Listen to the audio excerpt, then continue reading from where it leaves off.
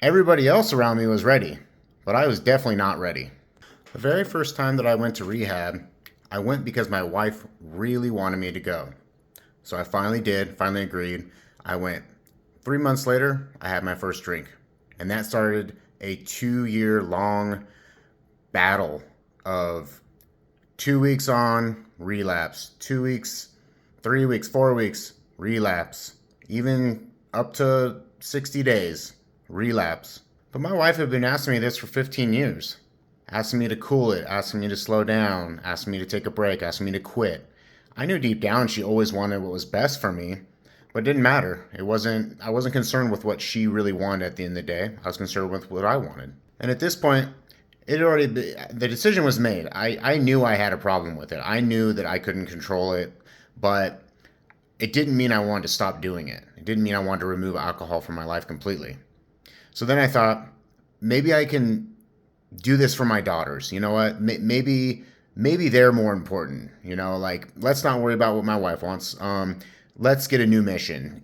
They're disabled. They have special needs. Their days are not guaranteed. I need to spend as much time with them and do as much as I can with them. So I got to put down the drinking, quit, and do it for them. Didn't matter. Go a few weeks, relapse. Go a month, relapse. Same thing with the girls and my daughters as it was with a wife. And just as Rob says here, right day, right moment from the right person. That day for me was sitting alone in a living room, watching a video my friend sent from Brandon Novak, his 1 hour story. And I knew when that video finished, I heard it and I was ready. And I texted my wife 30 minutes later and I said, I'm done with alcohol forever.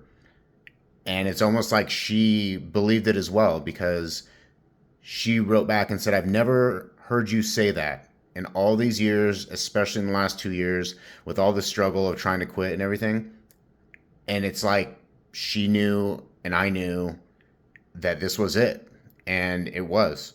And from that day on, 3.5 years later, I've maintained sobriety and I was ready. And it's as simple as that. So my reason for sharing this is that I want to try and help people save time in their journey, because if you're out there doing it for all the wrong reasons, hey, you got to start. That's good for you. You're definitely wanting to change, but you really got to make sure you have your why figured out. And that why, in my opinion, really needs to be you're doing it for yourself.